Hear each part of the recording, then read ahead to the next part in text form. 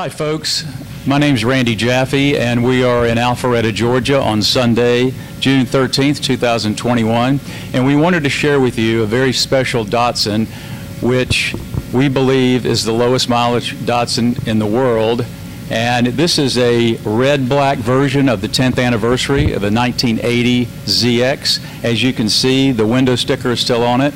And what's really incredible is this car stayed at the original dealership that it came in 1980 in Louisiana, and it has 12 miles on the odometer. This car is owned by Mike and Debbie Rogers. They reside in Mooresville, North Carolina half the year, and they also share time in Pensacola, Florida, where they have two separate collections which are amazing. The collection in Mooresville, North Carolina consists of Cobras, Shelbys, Mustangs, and the collection in Pensacola, Florida consists of all kinds of Datsuns, Roadsters, a 432, Z cars, and of course this was in addition to probably 6 or 8 months ago that Mike garnered. And Mike, step on in, and this is Mike Rogers. Buddy. And he owns this incredible car, which basically is a brand new 10th anniversary car. And Mike, why don't you tell us the story behind this car a little bit, how you got started in Z cars and basically all your collections?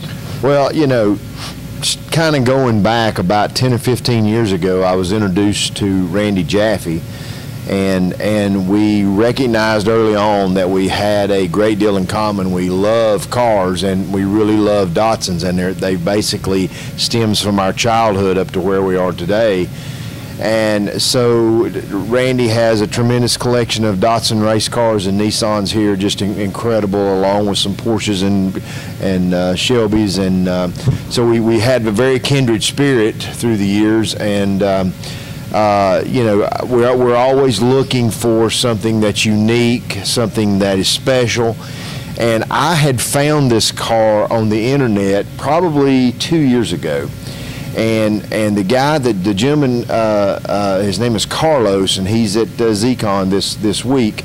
But he basically said that this car was going to come up for auction. He had found it in Louisiana, and he couldn't disclose the location or anything, but said that the car was going to come up for auction. So I was very diligent about keeping up with all the auctions and really looking for this car, because I felt like the only way I'd have a shot at it was to go to the auction, you know, go up against other bidders and try to come home with the car.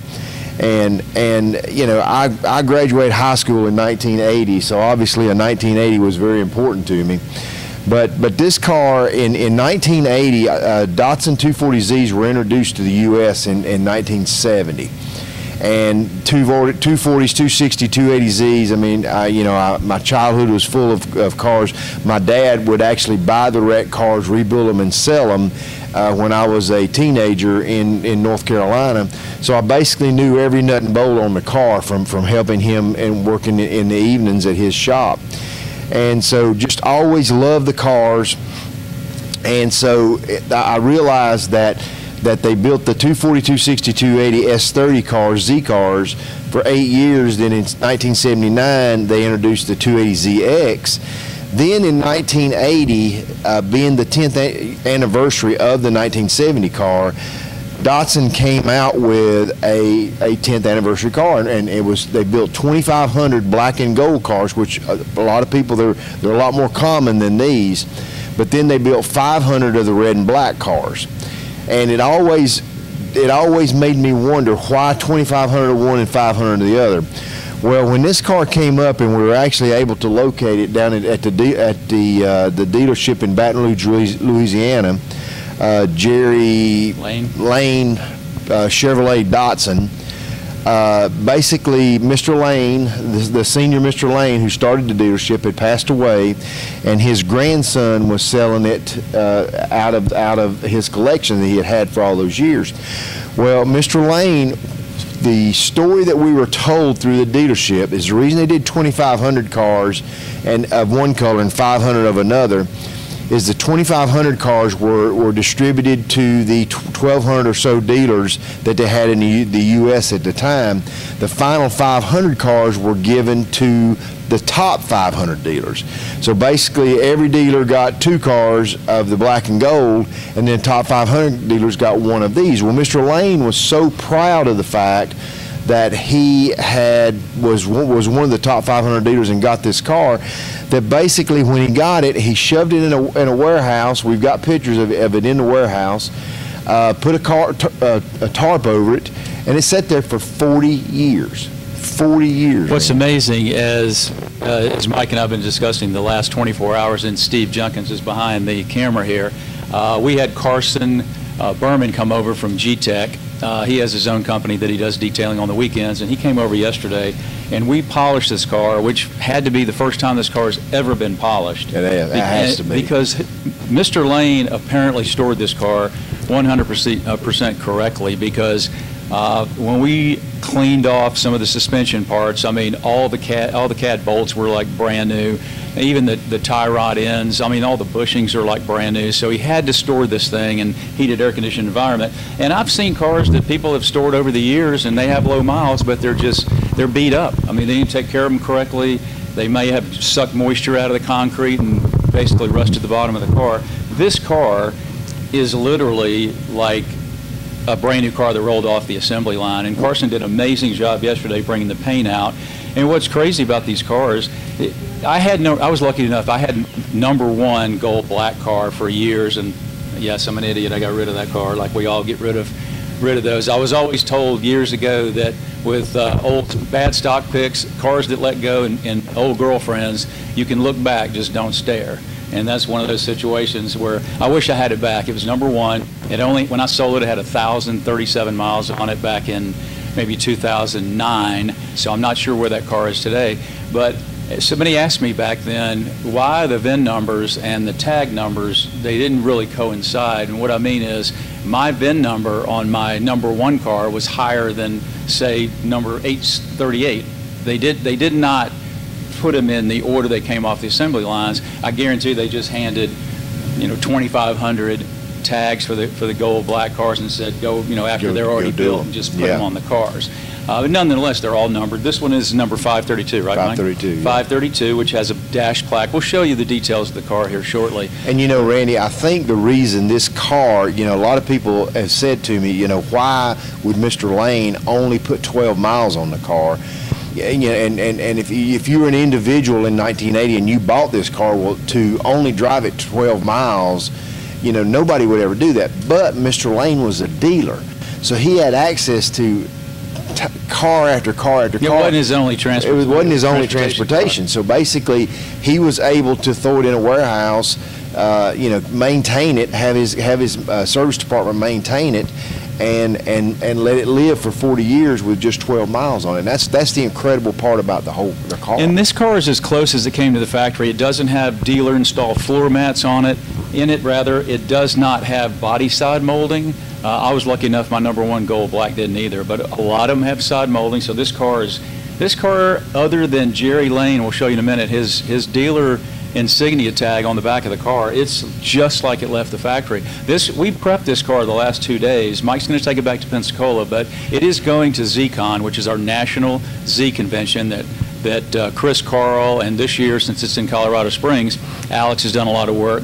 And this car will be featured there inside the lobby, and it's going to go for a gold medallion, which is a stock class, and we don't understand, how this car can miss, because it's absolutely brand new. And realize, Randy, those 40-year-old tires have 40-year-old air in them. Incredible. I mean, we didn't find the car in flat tires. They got 41-year-old air. No, and it had to be in a climate controlled environment, because they're not dry rotted. We just pumped up the tires to 40 pounds, but the gold black car I had, the interior panels, the plastic panels, just through oxidation, most of these cars, they turn light. This car is not like that, because he had a car cover on it, and probably inside one of the buildings or one of the warehouses for his dealership, so it was not subjected to any kind of light. The seats look brand new. It's an absolute brand new car. We'll go over all the details under the hood. And one point I want to make about this car, I was very fortunate, very lucky to be able to find it, but even more fortunate to have Randy Jaffe as my friend, because understand, I searched for the car and searched and waiting for it to come to auction.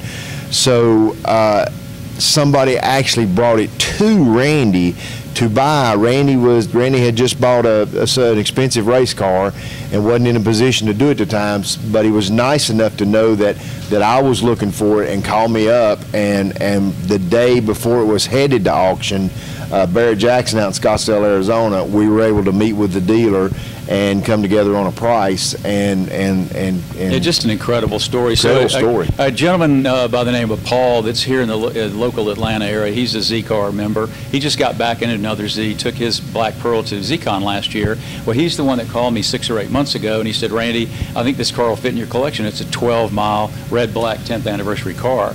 And like Mike said, I had just purchased Jim Fitzgerald Fitzy's 1979 4-year raced ZX IMSA GTU car, and I just purchased it, and I was like, wow, I don't need to buy another car right now. And you're fixing to build a house. And I was building a house, so I said, we'll take the car. I said, we'll make a deal on the car, because I knew Mike would buy it, and I remembered he said that about, he found it on the internet. What's even crazier is, I used to have a condo in Destin, and I went to a car show in Destin, Florida, probably in 07, 08, and I had my #1 ZX there, gold black ZX. Right. And a gentleman walked up to me and he said, I know where one of those is parked in a dealership that's brand new red black. And I went, really? And he said, I remember he said 10 or 11 miles on it. And I said, really, does the guy want to sell it? He goes, no. And this was back in 07, 08. And yeah. I just remembered that after Mike got the car. So, you know, it ended up in an enthusiast hand. Mike, what I like about Mike, he shares his cars. A lot of people have cars and they're private with it, which is cool. But Mike always says, well, if other people like what I like, let's share it. And I feel the same way. I like people to come over and look at cars. And this car will be shared at the National Convention, like I mentioned, at Z-Con in Colorado Springs in August.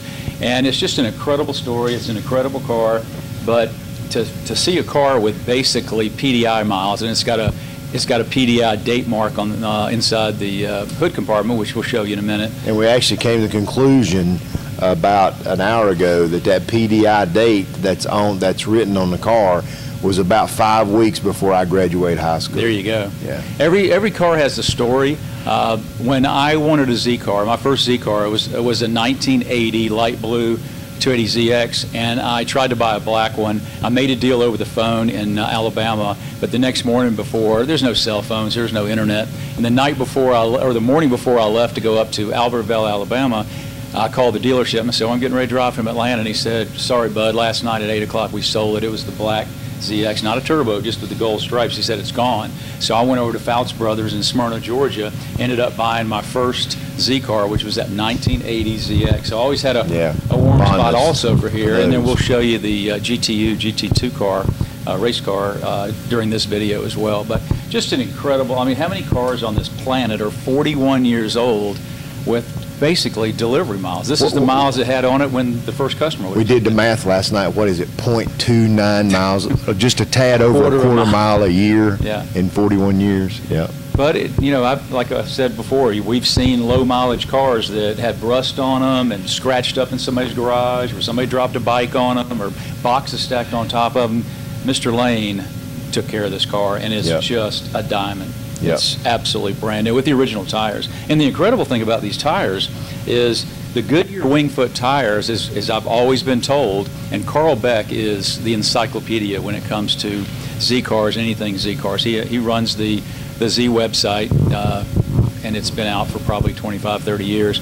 And we all discussed years ago that this was the first non-Japanese tire to debut on a Japanese Datsun. These are Goodyear Wingfoot tires. When I had my car, I tried to find a backup set, but they're not existent. These are like new. I mean, the fact that it stayed in a dark warehouse with a cover over it, the tires are amazing. And also, I'd like to point out that formula that we was told by the Lane family in Louisiana of the 500 cars going to the top 500 dealers. That has not been verified. We can't seem to come to that conclusion. Carl Beck actually questioned that yesterday. Chris Carl is questioning it. Randy, who knows everything, is questioning it. I never heard that before, but it makes total sense. But it makes total sense. I mean, it makes total sense. So we're still in the process of putting that together, and that little fact about this car and about that breakdown of the 10th anniversary cars is kind of still up in the air, but we truly believe that's the case. Okay. Well, let's look at some details, Steve, and we'll walk around the car and give you some shots.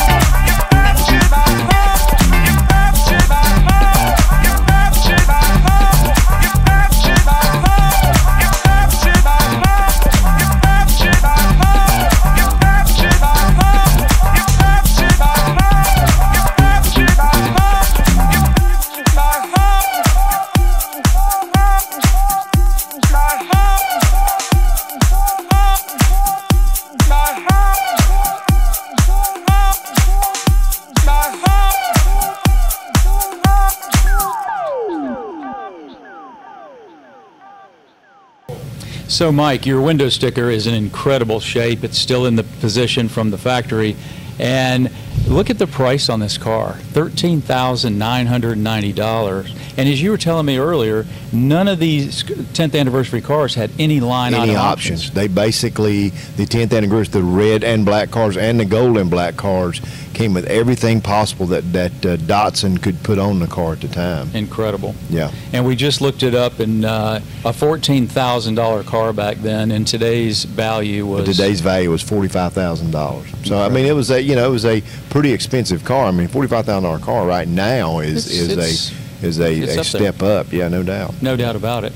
Another sticker that's amazing on the car, the OK sticker was a quality control sticker that somebody on the assembly line in Japan had to sign off on these cars, and this one's in incredible shape. And on the back of that tag, I guarantee there's a faded signature somebody had to sign off. Right, yep. So that's still intact. That's always great seeing the quarter windows. People sell the replications of these decals, but to have the original ones. And most of the dealers would take a razor blade and take that out, because once they had the OK, what did they really care? But obviously Jerry Lane just pushed his car aside and put the cover on it, and put the cover on it, and just kept that sticker. Well, it's in funny place. you said that about the razor blades, because I know when I bought my new 80, and I mean any sticker was on it, I mean they were off. You come off. Yeah. And now we just relish that we still have these stickers in this condition. And of course, go ahead. As we discussed earlier, the Goodyear wing foots were the first American tires ever to be on the Japanese cars. What we were always told, most of the time, all the time, they used Bridgestones from day one. And here you can see, as they're just in amazing shape, the wing foots with the race flag on. 41-year-old air in those tires. Unbelievable. Crazy. That's right.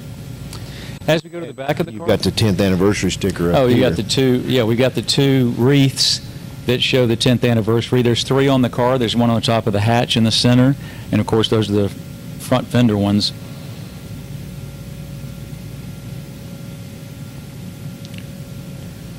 Then as we travel around the back here, Randy, we've got the Jerry Lane sticker on the car here, showing that it was from Jerry Lane, and we're traveling to ZCon, and we're going to put it in a try to get a gold sticker for the car, gold award for the gold medallion for the car, and it's becoming real debatable where that sticker should go away or not. Well, this has been with the car since the car was received, like they still do. When the cars were received, they always have somebody putting these dealer tags. That's an incredible part of this story, that you bought the car from the original dealer, which is it's just incredible. It wasn't on an MSO. He had actually titled the car. It was his personal car, which meant that he was keeping the car and paying taxes on it, because he wasn't paying the interest on keeping it on the floor plan. He basically kept the car and sold it. There's no doubt that Mr. Lane, that bought this car, loved the car and relished it and kept it perfect. And as you can see, like I mentioned before, all of these plastic panels and every one of these ZXs I've seen over the years fade out. I've seen some of these turn pink, and these are just in the rich burgundy red coloration. And these are the T-top covers. Mike's got a little board there. And of course, Steve was nice to give him the little Johnny Lightning 10th anniversary red black car, which is very nice. And I think we decided that the 79 cars, when they came out with the ZX, that was actually the first year of the T-top. That's right. And if you'll recall, Randy, in 1979, 1980, T-tops were the biggest thing. You were in high cotton. You were in high cotton if you had some T-tops. Right. Because unfortunately, I guess I was naive. When I bought my 80 brand new from Fouts Brothers in Smyrna, Georgia, I didn't even know to look for T-tops or not. Mine was a slick top. But Corvettes had T-tops back as far back as I think about 1968. And so GM played it real big with T-tops up through the 70s. So, but I can't really think of any other Datsun or any other Japanese car that had T-tops. No, and these were glass T-tops, and they actually have, Steve will show the shots in a minute, they actually had the inserts that screwed in for the shade. Just in case you didn't want the sun. Because you get cooked in the glass. Yeah, absolutely. And a lot of these cars had louvers on the back, so again, Mr. Lane got the car. When it was received, they stuck this on, then the cover went on it, and the car just sat. I mean, it is literally a brand new car. Right.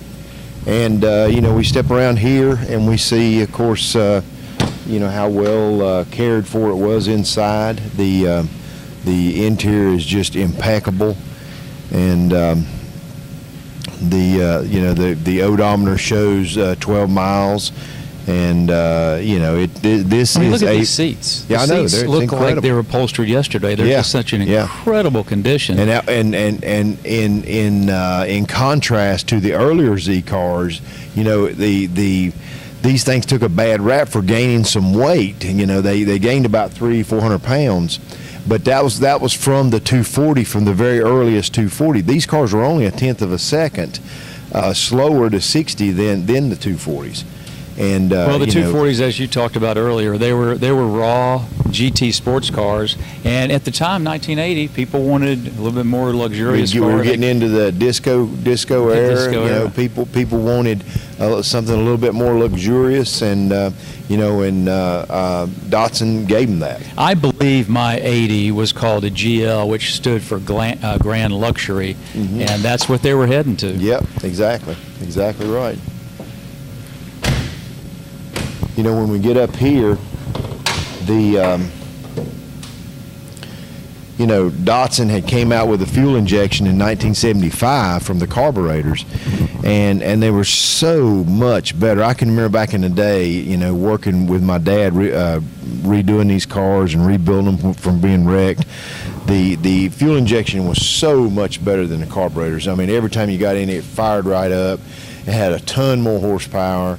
And they were just flawless, and Datsun really perfected this thing in the 5 years prior to the fuel injection coming out. You know, 5 years prior to this 1980 model, and well, Mike, really what's incredible flawless about this particular car is, as we all know, the dealerships did not make a ton on the sale of the car. What the dealerships made their profit was selling side molding, Z-barding, undercoating, slot mags on the early 240s, all the optional add-ons, dealer add-ons. This car, as you can see, there's none of that black gunky mess under here. It's just, I mean, look at the paint under this hood. It's brand new. The decals are brand new. The hoses look new. The date-coated wires. I mean, nothing's ever been touched other than this new Nissan battery that we just put in. You know, and the oil. And they did tell me that the radiator had to be replaced. I do have the old radiator, but the radiator had to be replaced because obviously sitting 40 years with water in that radiator, it rotted it out. I mean, we've been pinching ourselves for a couple of days here. 41 years this car's just been sitting with no miles. Sitting. But at least it was at a dealership, because I guarantee the love that Mr. Lane had for that car, he probably had his techs go in there and say, hey, boys, make sure this thing stays. Make sure every hose clamp is the way it should be. Yep. Make sure every hose is the way it should be. You know, that is the benefit of having something that's taken care of at a dealership, because if the technician needs a clamp, he just run to the parts department and get one. You know, I mean, he's not going and to Napa and getting a worm clamp. I mean, he's putting a factory Nissan clamp back on it, and that is. This didn't even need that. I mean, this car, literally, from what we can tell, there's not been a wrench on any nut, bolt, or anything on this car other than that radiator change out. And well, Mike, what's your plans for the car? What do you? You know, my plans for the car, I mean, I love the history of the marque. I mean, Datsun has a rich racing history. You know, it was part of my childhood. It was part of your childhood. And, you know, I don't see me ever really doing too much with this car. I mean, it's basically going to it'll have 12 miles on it one day when you get it. You know, we'll push it around like we're doing until now. Then, yeah. I actually probably drove this car as much as anybody did. I drove it from the parking lot around back, here, 100 yards. But what did you figure? I think we said it earlier. It's been a quarter of a mile. Yeah, we did the math the other night, and we basically took the 12 miles and divided by 41 years. So this car has basically ran a little over a quarter of a mile a year for the last 40 years. Wow. So just incredible to look at. It is literally artwork. I mean, we've been gawking over it now for 2 days once we've detailed it. But just the fact the window sticker's still on the car and the tires are still looking new.